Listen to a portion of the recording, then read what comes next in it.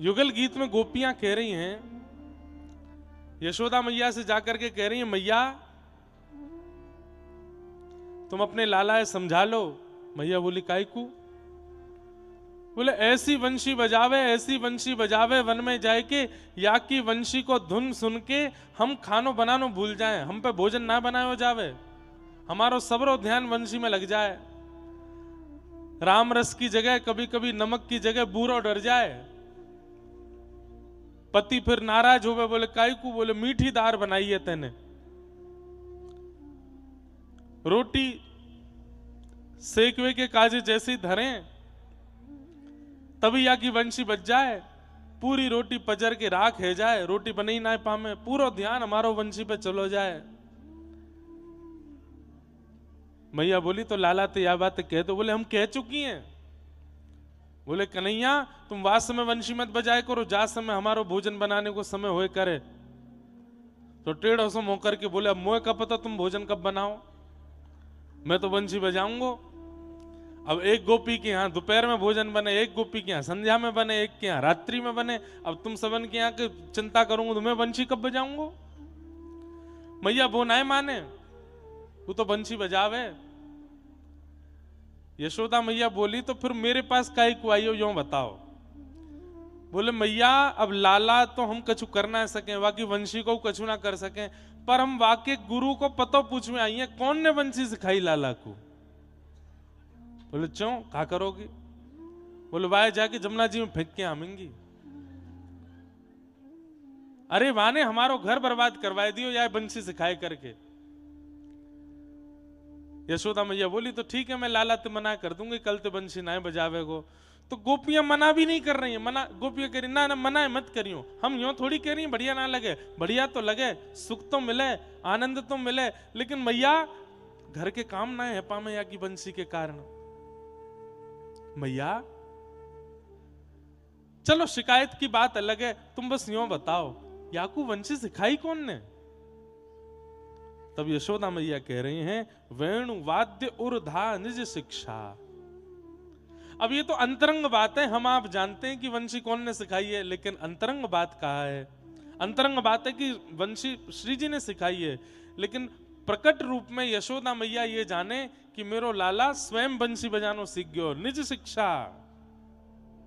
याकू कोई ने सिखाई नहीं है, खुद जाने। परंतु वास्तविकता यह है कि ये तो श्री प्रिया जी ने सिखाई है ठाकुर जी को। वेणु वाद्य उर्धा निज शिक्षा। युगल गीत में वर्णन करते हैं सवनसस तदुपधार्य सुरेशाह सक्र सर्व परमेष्ठि पुरोगा।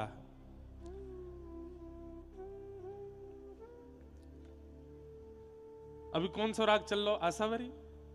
आसावरी महाराज जी आसावरी और काफी को कछु में काफी बजा रहे। ये काफी राग होरी को राग है, होरी हमारे यहाँ यही में गाई जाए। ब्रज में होरी मचाई हमें ऐसी होरी सुहाई, ब्रज में होरी मचाई। हमारे ब्रज में साल भर काफी ना गायो जावे को, लेकिन होरी में काफी ही राग गायो जावे। अब भैया ये राग रागनी आनो तो बहुत अच्छी बात है, नहीं आवे तो कोई बात ना है, पर आ जाए ना तो इन रागन से ठाकुर जी की प्राप्ति बड़ी सहज है जाए। हमें तो ऐसा लगे महाराज जी ने महाराज जी को ठाकुर जी की प्राप्ति भई है जटेरी धाम में, और ये ठाकुर जी की प्राप्ति कैसे भई है? आप या को कहां मानोगे? महाराज जी तो वृंदावन में सेवा कर रहे श्री ठाकुर जी की, लेकिन यहां की प्राप्ति है वे को कारण कहा है? वहां वीणा बजाई तटिया स्थान में तो यहाँ के ठाकुर जी मचल गए, बोले ना यहाँ पे आओ यहाँ आके सुनाओ। यही तो भगवत प्राप्ति है। हमारे गिरधर लाल जी, हम तो अपने पिताजी की आज्ञा से कथा करें, सेवा श्रृंगार तो हमारो ज्यादा हमसे आवे नहीं, लेकिन कहां से अपने आप आए गए, यही तो भगवत प्राप्ति है। तो ये जटेरी धाम तो ठाकुर जी ने महाराज जी के संगीत सो सेवा सो प्रसन्न है के ही बुलाए हैं। बोले अब यहाँ आकर के या को उद्धार करो, या को उत्थान करो। और पिछले 2-3 वर्षों में कैसा उत्थान इस क्षेत्र का हुआ है सब देख ही रहे हैं। तो संगीत बहुत बड़ा माध्यम है भगवत प्राप्ति का। यशोदा मैया कह रही हैं, बोले मेरे लाला ने स्वयं सीखी है। तो यहां पर कह रहे हैं कि जब ठाकुर जी वंशी बजाते हैं ना महाराज जी, तो जैसे संध्या को राग बजे, रात्रि को राग बजे, दिन को राग बजे, सबके राग हैं। सुबह को राग भैरव है, भैरवी है, रात्रि को राग कौन सा है? आसावरी रात, आसावरी। शाम को, रात्रि को तो वो है बिहाग। ठाकुर जी जाए सुन के सो में। तो अगर ठाकुर जी सुबह को राग बजा रहे हैं संध्या में, तो सूर्य दोबारा उदय हो जाते हैं। क्यों? ठाकुर जी सुबह को राग बजा रहे हैं। और अगर ठाकुर जी भोर में रात्रि को राग बजा रहे हैं, तो अभी अभी सूर्य उदय भयो, तुरंत अस्ताचल को चलो जाएगो, चंद्रमा आवेगो। क्यों? ठाकुर जी रात्रि को राग बजा रहे हैं, सवनस राग बजाते हैं। मतलब सूर्य चंद्रमा बिल्कुल तैयारी कर लें, जैसे ही ठाकुर जी वेणु लेकर के अपने अधर पर धारण करें, सुई सूर्य चंद्र में लड़ाई है जाए, ये कौन सा राग बज रहा है। और केवल इतना ही नहीं, यहां पर वर्णन करते हुए कह रहे हैं, सक्र सर्व परमेष्टि पुरोगा कवय आनत किंदर चित्ता। सरस्वती जी और ब्रह्मा जी आकाश मार्ग में कान नीचे की ओर करके ध्यान से सुनते हैं ठाकुर जी की वंशी को, और सुनकर के नए नए रागों की रचना करते हैं। स्वयं संगीत की अधिष्ठात्री सरस्वती जी ठाकुर जी की वेणुवाद्य को सुनकर के रागों की रचना करती हैं। सोचो ठाकुर जी कैसी वंशी बजावे, सामान्य नहीं है। ठाकुर जी की वंशी वादन होते ही गैया चारा चरना भूल जाती है। बछड़ा बछिया जिनको दुनिया की कोई ताकत नहीं रोक सकती दूध पीने से, अपने मैया के थन में मुख लगा करके जैसे ही दूध पीना शुरू करते हैं, ठाकुर जी की वंशी सुनते ही वहीं रुक जाते हैं।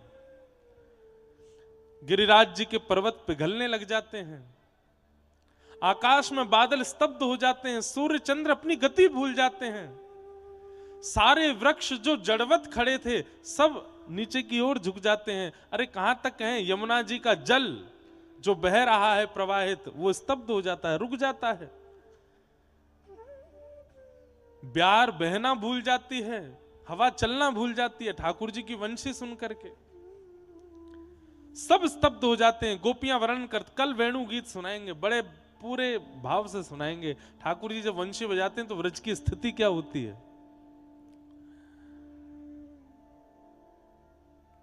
तो जब ठाकुर जी वंशी बजाते हैं तब क्या दिखता है कि आकाश मार्ग में खूब सारे विमान प्रकट हो जाते हैं। यहाँ इंद्र का विमान है, वो ब्रह्मा जी का विमान है, ये वरुण देव का विमान है, ये उनका विमान है, और सब विमान में बैठ करके अपने सब परिवार ठाकुर जी की वंशी सुनने आते हैं, सारे देवता।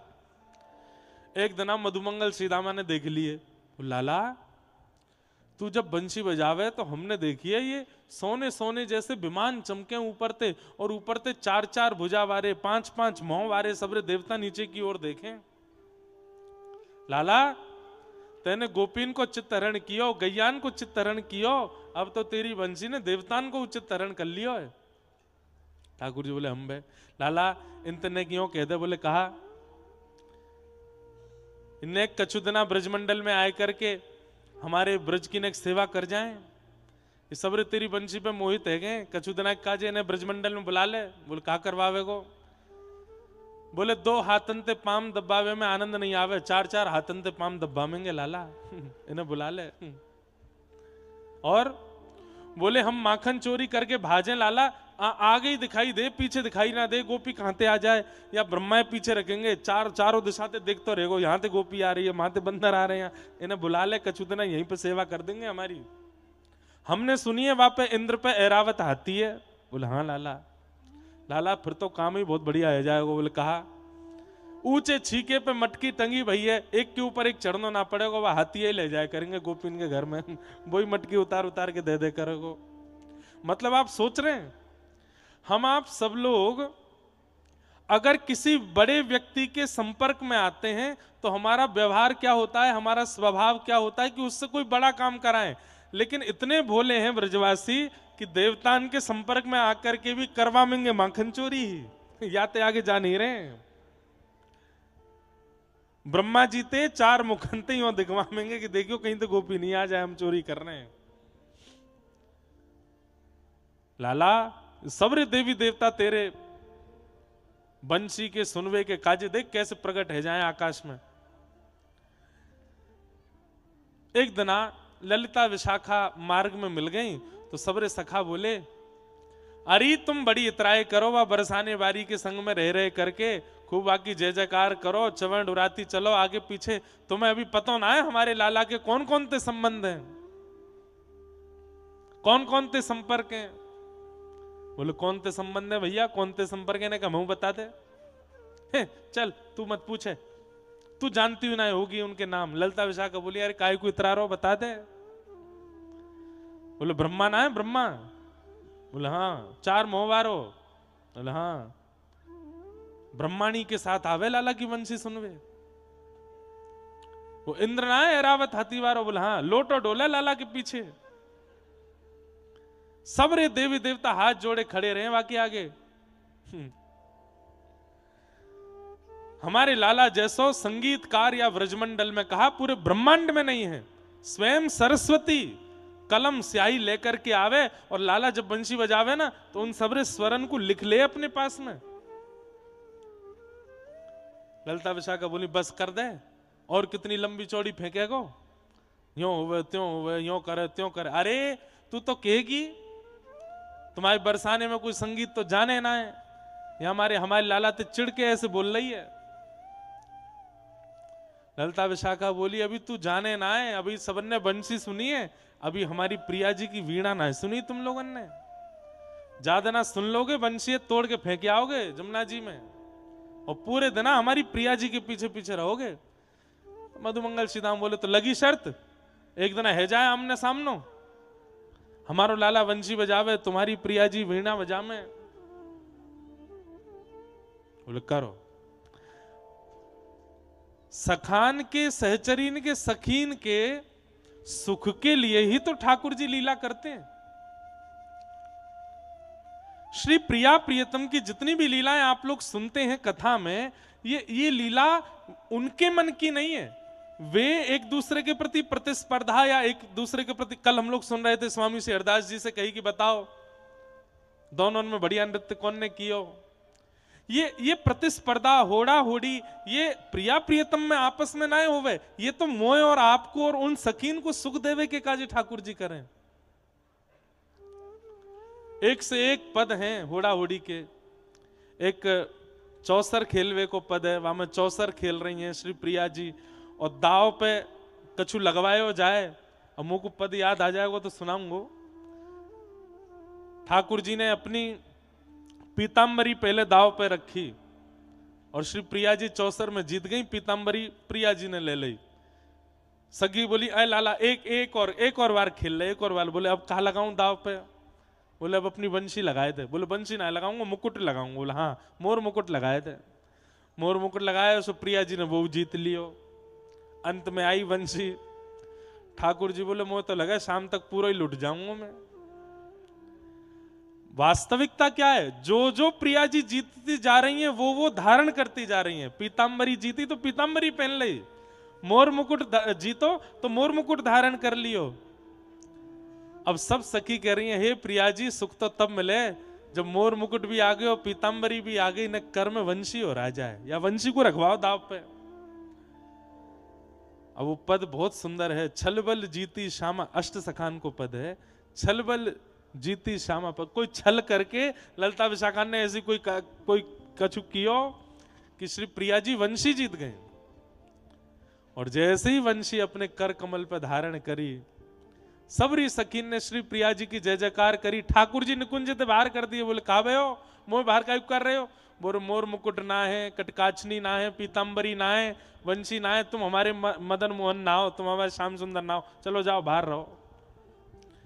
अब ठाकुर जी डोल रहे निकुंज के बाहर, कैसे वो भीतर जाए कि अपनी वंशी लेकर के आऊं।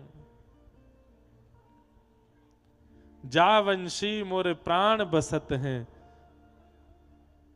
सो वंशी लीन चुराई, अब राधे रानी दे डारो वंशी मोरी। तो श्री प्रिया जी और ठाकुर जी में होड़ा होड़ी है रही है। आज ठाकुर जी वंशी बजा रहे हैं और सामने वीणा लेकर के श्री प्रिया जी विराज रही हैं। तभी ठाकुर जी ने जैसे वेणु वादन करना शुरू किया, आकाश मंडल में सबरे देवता प्रकट है गए।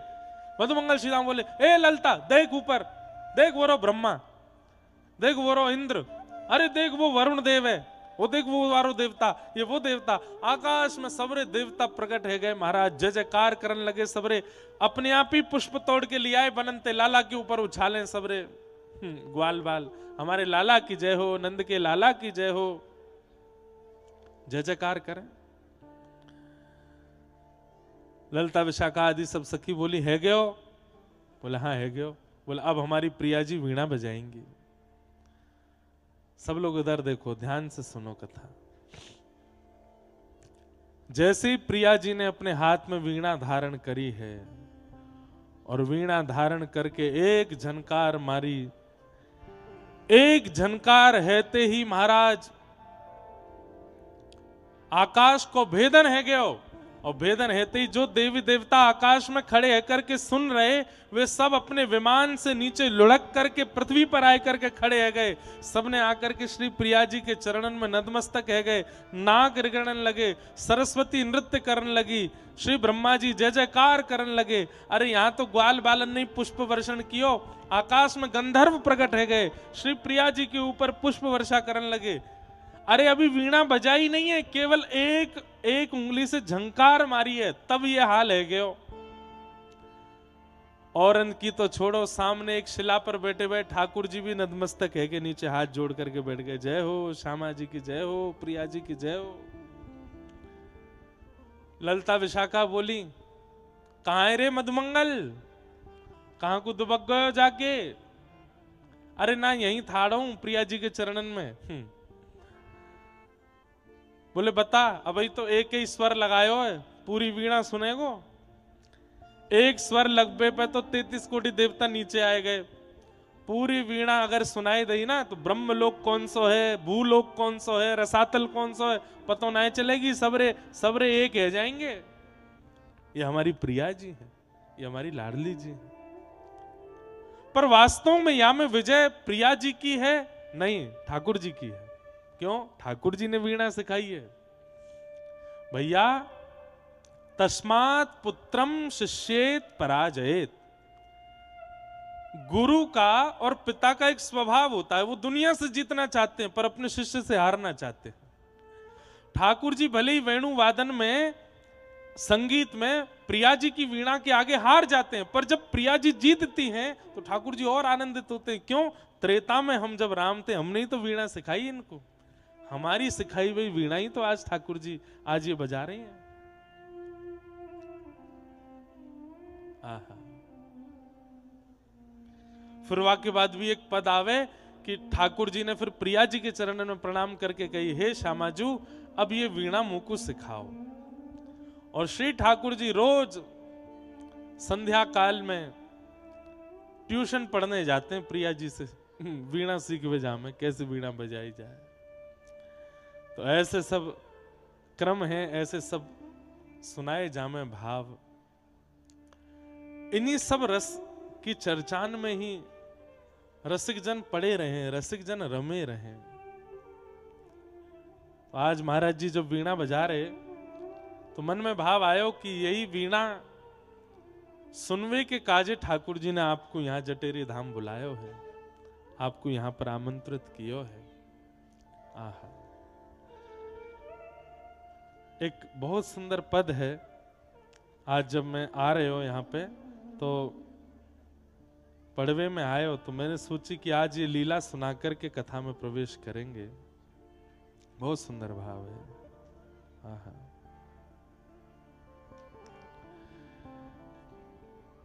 कल रात्रि में ब्याहुला भयो और वह ब्याहुला में गठ जोड़ो कियो ठाकुर जी को। वास्तव में ठाकुर जी को गठ जोड़ो तो हम आप सब लोग अपनी दृष्टि के कार्य करें, नहीं तो इनको गठ जोड़ो तो नित्य है, वो भी सनातन है, वाकु कोई दूर नहीं कर सके। ये तो सदा एक दूसरे से जुड़े ही रहे में। हमारे सरस माधुरी जी का बहुत सुंदर भाव है। उर्झे दंपति सुरझत नाही, उर्झे दंपति सुरझत नाही, उर्झे दंपति सुरझत नाही, उर्झे दंपति सुरझत नाही। समझ में आ रहा है भाव? नेत्र बंद करके चिंतन करो, कैसी झांकी है, कैसी छवि है। भाव ऐसा है कि श्री प्रिया प्रियतम दोनों छिपम छिपाई खेल रहे हैं। हमारे ब्रज में कहीं कहीं वाकु दुबका धाई भी कहो जाए। एक व्यक्ति ढूंढेगा, बाकी सब दुबक जाएंगे। अब ढूंढो, और वहां में एक परकोटो है, या के अंदर ही दुबकनो है सबन को। पहलो दाव श्री प्रिया जी को आयो तो प्रिया जी गिनती कर रही हैं आंख बंद करके, और सबरी सखियां सब दुबक रही हैं इधर उधर जाए करके। ठाकुर जी भी हैं तो सब सखियां तो दुबक गई, लेकिन ठाकुर जी सबसे गहरे वन में और सबसे गहरी गुफा में जाके छुपे। तो ललिता विशाखा दौड़ी दौड़ी गई, अरे क्या कर रहे हो ये? बोले छिप रहा हूं। बोले इतनो गहरो जाए करके छिपोगे, हमारी प्रिया जी को कितनो श्रम होगा ढूंढवे में। तो बोले तो कहा करूं? बोले तुम्हें सौगंध है, तुम्हारी वंशी चुराई लेंगी हम। ऐसी जगह जा करके दुबको कि श्री प्रिया जी को नेक में ही आप दिख जाओ, उनको ढूंढना नहीं पड़े, आप तुरंत दिखाई दे जाओ। ठाकुर जी बोले कहां दुबको, तुम ही बताए। तो बोले जहां प्रिया जी गिनती कर रही है वहां के सामने एक वृक्ष है, वही के ऊपर बैठ जाओ और सुनो, अपनी पीतांबरी इतनी नीचे लटकाए दो कि श्री प्रिया जी को नेक में ही दिख जाए कि हाँ यही दुबके हैं। उनको ज्यादा श्रम नहीं करना पड़े, उनकी जीत होनी चाहिए। ठाकुर जी बोले ठीक है। प्रिया जी यहां गिनती कर रही हैं, बगल के पेड़ पे ही ठाकुर जी चढ़ गए, अपनी पीतांबरी इतनी नीचे कर दी कि श्री प्रिया जी जैसे ही गिनती करके पीछे मुड़ी, इतने में पीतांबरी दिख गई। ऊपर देखे तो ठाकुर जी बैठे। अरे पकड़ लिए पकड़ लिए पकड़ लिए, सबरी सखी आ गई। जय हो हमारी श्यामा जी की जय हो, हमारी प्रिया जी की जय। देखो गिनती पूरी करवे के बाद क्षण भर लगायो है ठाकुर जी को ढूंढवे में। ठाकुर जी हार गए? बोले हाँ हार गए, अब तुम्हारो दाव है, जाओ चलो गिनती करो। ठाकुर जी बोले या मैं तो मैं हार गया, पर अब तो मैं जीत के मानूंगा, या प्रिया जी को तो कैसे ढूंढ के रहूंगा। 1 2 3 4 गिनती करने लगे। इतने में ही सबरी सखी आई, कान में आके बोली सुनो, प्रिया जी दिख भी जाए ना तो भी अनदेखो कर दियो। बोले ये कोई बात है? बोला हाँ यही बात है। प्रिया जी दिख भी जाए तो भी अनदेखो कर दियो, कैसे करके अब भी प्रिया जी ही जीतनी चाहिए, तुम मत जीती हो। नहीं तो देख लियो वंशी चली जाएगी तुम्हारी। और वंशी तो बहानो है, ठाकुर जी को इतनी प्रिय थोड़ी है, प्रिया जी से प्रिय थोड़ी है। सब सखीन ने ठाकुर जी से कह दी प्रिया जी को अनदेखो कर दियो। 1 2 3 4 10 तक गिनती गिनी। प्रिया जी एक पहाड़ी के ऊपर एक वृक्ष के पीछे जाके छुपी, ज्यादा दूर नहीं गई। उनके भी मन में है कि श्याम सुंदर को ज्यादा श्रमित नहीं होना पड़े, मुंह को नेक में ढूंढ लें। ठाकुर जी जैसी गिनती करके निकले हैं तो जहां प्रिया जी दुबकी हैं वहीं ठाकुर जी जा रहे हैं। तो जैसे ही जान लगे तो प्रिया जी को जो घेरदार लहंगा है, प्रिया जी की जो ओढ़नी है, वो वृक्ष के एक किनारे से दिखाई दे गई ठाकुर जी को। जैसे ही दिखी ठाकुर जी को, सोई ठाकुर जी ने अपनी दिशा बदल ली। बोले यहाँ प्रिया जी खड़ी, यहाँ ना जानो। अरे श्यामाजू तुम कहाँ चली गई, अरे प्रियाजू कहाँ चली गई, मैं तो थक गयो, मिले ही नहीं। तो प्रिया जी को लगी कि बेचारे बहुत थक गए हैं, मैंने एक और बाहर आ जाऊं तो इनको दिख जाऊंगी। प्रिया जी वृक्ष की ओट से आगे निकल आई और जहां श्याम सुंदर घूम रहे हैं वहीं सामने जाए करके एक हल्की सी आड़ लेकर के वहां खड़ी है कि मतलब एक सामान्य बालक को भी दिख सके, ऐसी छुपी है। लेकिन ठाकुर जी ने जैसी देखी, अरे ये तो वहां तो यहां आ गई, जैसी देखी सोई घूम गए। अरे प्रिया जी तुम कहां चली गई, मोकू तो मिल ही नहीं रही है। अरे भैया या खेल में तो निपुण आप ही हो, मैं तो हार मानना हूं अपनी।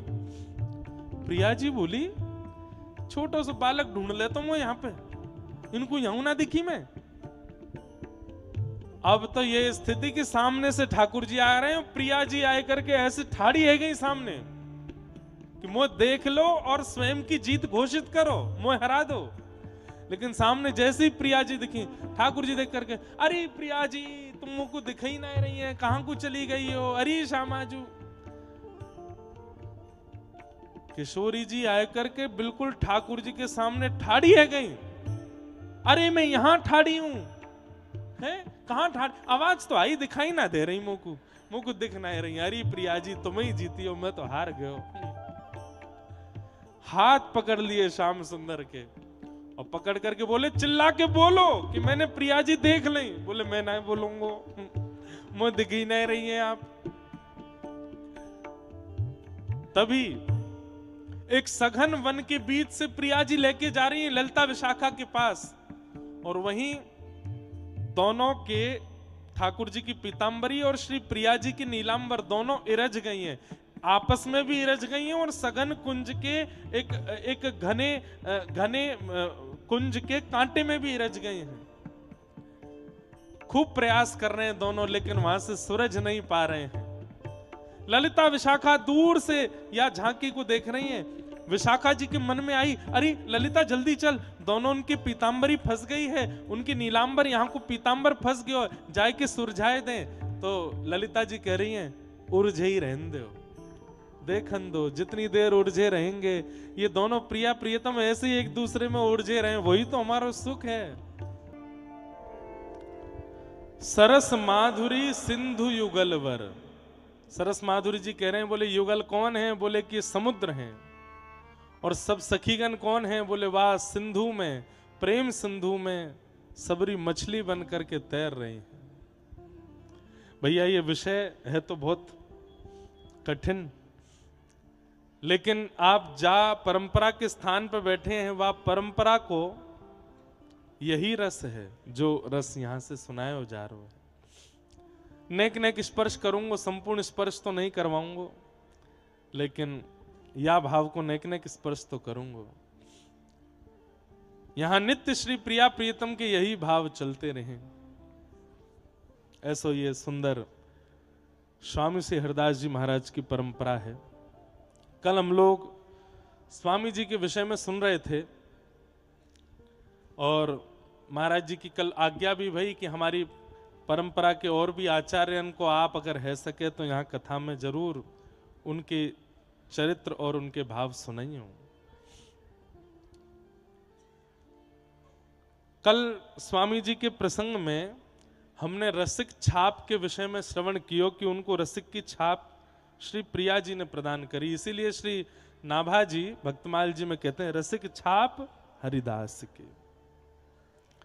जुगल नाम सो नेम जपत नित कुंज बिहारी। सब लोग इधर देखो, ध्यान से सुनो, इतकू देखो, यहां देखो। जुगल नाम सो नेम जपत नित कुंज बिहारी। हमारे यहां स्वामी श्री हरदास जी की परंपरा में सब लोग कुंज बिहारी श्री हरदास। क्या समझ में आता है? ये कुंज बिहारी श्री हरदास बोलते ही सर्वांगीण ब्रजमंडल और श्री गुरुदेव आचार्य चरण श्री स्वामी हरदास जी सबको प्रणाम हो जाता है। कुंज बोलते ही वृंदावन को प्रणाम, कुंज बोलते ही यमुना जी को प्रणाम, कुंज बोलते ही गिरिराज जी को प्रणाम, ये सब कुंज हैं। कुंज बोलते ही कामवन को प्रणाम, कुंज बोलते ही बरसाने को प्रणाम, कुंज बोलते ही सर्वांगीण 84 कोष कुंज के अंतर्गत आ जाता है। और बिहारी बोलते ही बिहारी अकेले ठाकुर जी नहीं है। बहुत ध्यान से सुनिएगा सब लोग, यहां को देखो। बिहारी क्या है? बिहारी नाम नहीं है, बिहारी क्रिया का नाम है, क्रिया। बोले भैया क्या कर रहे हो? बोले बिहार कर रहे हैं। बिहार क्रिया है। और कुंज बिहारी से जो बिहार शब्द है वो क्रिया एक नहीं कर रहे हैं, दोनों युगल कर रहे हैं। कुंज में जो दोनों युगल बिहार करें उनको कहेंगे कुंज बिहारी। तो कुंज बोलते ही 84 कोस आ गए हो, बिहारी बोलते ही श्री राधा रानी और ठाकुर जी आ गए, और हरिदास बोलते ही गुरुदेव आ गए। कुंज बिहारी श्री हरिदास बोलते ही आप सर्वांगीण 84 कोस व्रजमंडल और आचार्य चरण सबको प्रणाम कर लेते हो। प्रिया प्रियतम भी आ गए, संपूर्ण व्रजमंडल भी आ गए हो, यमुना जी भी आ गई, गिरिराज जी भी आ गए, और गुरुदेव भगवान भी आ गए। बड़ी रहस्यात्मक बात है ये। राधे राधे बोल रहे हो तो अकेले श्री जी को प्रणाम कर रहे हो, जय श्री कृष्ण कह रहे हो तो केवल ठाकुर जी को प्रणाम कर रहे हो, जय श्री वृंदावन कह रहे हो तो अकेले वृंदावन को प्रणाम कर रहे हो। लेकिन कुंज बिहारी श्री हरिदास कह रहे हो तो 84 कोस व्रजमंडल, प्रिया प्रियतम और आचार्य चरण सबको प्रणाम हो रहा है। कुंज बिहारी। तो अब तो लाहौर से एक भक्त इत्र लेकर के गए स्वामी जी की, बिहारी जी की सेवा के काजे। लेकिन बिहारी जी के राजभोग है रहे, तो कोई सेवक ने कह दी पहले स्वामी जी को प्रणाम कर आओ श्री यमुना जी पे जाए करके। अब वो भक्त यमुना जी पे जैसी आयो तो स्वामी जी यहां मानसी में बैठे हैं। मानसी में बैठे भाई स्वामी जी को देख करके, अब वो कहा जाने की मानसी कहा हुए, वाह तो बस लोभ अपनो एक कहमे ना कि हम कछु करें तो वाह को हमें प्रदर्शन करने की इच्छा ज्यादा होवे। वाह के मन में तो ये भाव हो कि जो इत्र में लेके आया हूं या इत्र को देख करके स्वामी जी प्रशंसा कर दें और सबके सामने वाहवाही कर दें तो वाते मेरो काम बनेगो। स्वामी जी ध्यानस्थ बैठे हैं, इत्र खोल के वाने वहां सामने धर दियो। यहां स्वामी जी ध्यान में बैठे बैठे, मानसी में बैठे बैठे अचानक जन कहा भाव आयो और आसपास अपनो हाथ घुमाने लगे। और जैसे ही वो इत्र हाथ में आयो, वह इत्र को पकड़ करके वह पात्र को लेकर के संपूर्ण इत्र जमुना जी में उछाल दियो, पात्र सहित इत्र जमुना जी में फेंक दियो। वो जो भक्त इत्र लेके आयो वाक्य तो सबरे अरमानन पे पानी फिर गयो।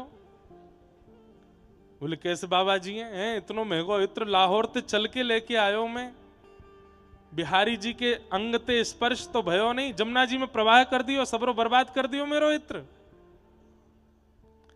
थोड़ी देर बाद स्वामी जी की मानसी जब पूर्ण भई, नेत्र लाल हैं, आंखन में धीमो धीमो छोटे छोटे अश्रु बिंद हैं, मानसी की ऐसी कोई लीला अनुभव करके आए हैं। भक्त ने बड़े बेमन से प्रणाम करी। स्वामी जी बोले आएगो भैया, दर्शन किए बिहारी जी के? और नहीं अभी नहीं किए। जाओ जाके करके आओ, पहले बिहारी जी को प्रणाम करो फिर चर्चा करेंगे। अब उठ के चलो गए। निधिवन में जैसे ही प्रवेश किए, निधिवन के कोने कोने से वही सुगंधी आ रही है इत्र की, जो इत्र माने स्वामी जी के सन्मुख रखो है, वही सुगंधी आ रही है। और जैसे ही जाके सघन कुंज में विराजमान श्री कुंज बिहारी लाल जी को, श्री बांके बिहारी जी के दर्शन किए तो कहा पायो, सिर के मुकुट से लेकर के नीचे चरणन के नख तक संपूर्ण वह इत्र में बिहारी जी स्नान कर रहे हैं, संपूर्ण इत्र वहां पर पड़ो है। अब वाह को दिमाग घूमो भैया, ये तो इनने वहां जमुना जी में डाल दियो। अच्छा, इत्र की भी एक खास बात होती है, इत्र की सुगंधी भले ही एक जैसे कितनी बार इत्र ले लो, पर एक शीशी में जो इत्र है वाकी सुगंधी दूसरी शीशी में नहीं आवेगी। भले ही एक ही, अब खसको है, शमामा है, हिना है, थोड़ी थोड़ी परिवर्तित हो गए। कई बार आप लोगों ने भी अनुभव किया होगा, जैसे मंदिर से कोई इत्र प्रसादी मिली, वाकी सुगंधी की तुलना आप 10 साल है गए आते भाई, वैसी इत्र की सुगंधी आज तक नहीं आई। कभी कभी इत्र अद्भुत आ जावे। सुगंधी व्यक्ति विस्मृत नहीं करता।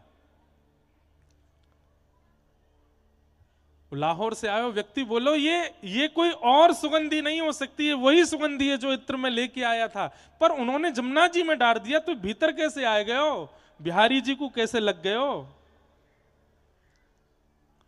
दौड़ करके जमुना जी गयो, स्वामी जी के चरणन में जाए करके प्रणाम कियो, और प्रणाम करते हुए कहने लगो, हे महाराज, मैंने इत्र आपके चरणन में अर्पित कियो, आप तो आंख बंद करके आंख मूंद के बैठे, आपने वो इत्र जमुना जी में फेंक दियो,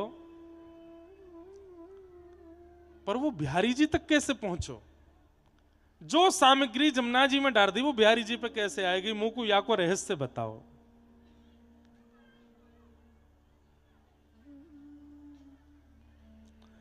होरी रंग महल में खेलत हैं पिय प्यारी।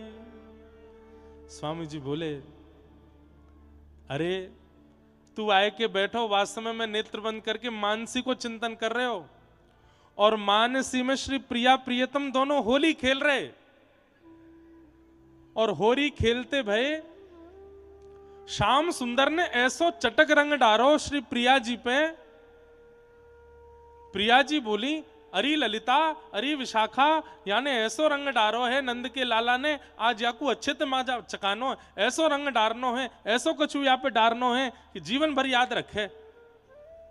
और मोए आज्ञा दी, बोले तू जल्दी जा, जल्दी कछु लेके आ, ऐसो ऐसो गाढ़ो रंग लेके आइयो, ये कारो और कारो है जाए। मैं ढूंढवे निकसी। स्वामी जी अपने मन की बात बता रहे हैं, अपने मानसी को चिंतन बता रहे हैं। बोले मैं तो ढूंढवे निकसो कि कछु ऐसो मिले जो ठाकुर जी पर डारो जाए। अब कोई रंग तो मिलो नहीं, कोई अन्य भाव तो मिलो नहीं, तेरे द्वारा पधराए हुए इत्र मेरे सामने आ गए हो, मैंने जाए कि प्रिया जी को दियो, प्रिया जी ने ठाकुर जी पर डार दियो, और वही इत्र तू को बिहारी जी के सर्वांगीण अंग पर दिख रहे है। वो इत्र मैंने श्री प्रिया जी को दियो, प्रिया जी ने डारो है। वह भक्त ने कही, भैया इतनो तो मैंने कभी चिंतन भी नहीं किया कि मेरे इत्र के संग ऐसी लीला होगी। मैं तो लेके आयो कि मेरे इत्र की वाहवाही होगी, मेरे इत्र की प्रशंसा होगी, मेरे इत्र से बिहारी जी की सेवा होगी, लेकिन मुझे इतनी ना पता है कि मेरो इत्र ऐसे स्वीकार किया जाएगा कि संपूर्ण होरी को रंग ही मेरो इत्र बन जाएगा, और तो नहीं, कोई पुजारी के द्वारा नहीं, कोई सेवक के द्वारा नहीं, कोई आचार्य के द्वारा नहीं, स्वयं प्रिया जी व इत्र को श्री ठाकुर जी को लगाएंगी। ये तो मेरे विचार से परे की बात है। स्वामी जी के चरणन में लौट गए हो, यहाँ स्वामी जी के नेत्र सजल हैं, वहां भक्त के नेत्र और जितने वहां रसिक सब के नेत्र सजल है। अवलोकत रहे केल सखी सुख के अधिकारी, सदा अवलोकन करते रहें केली सुख को।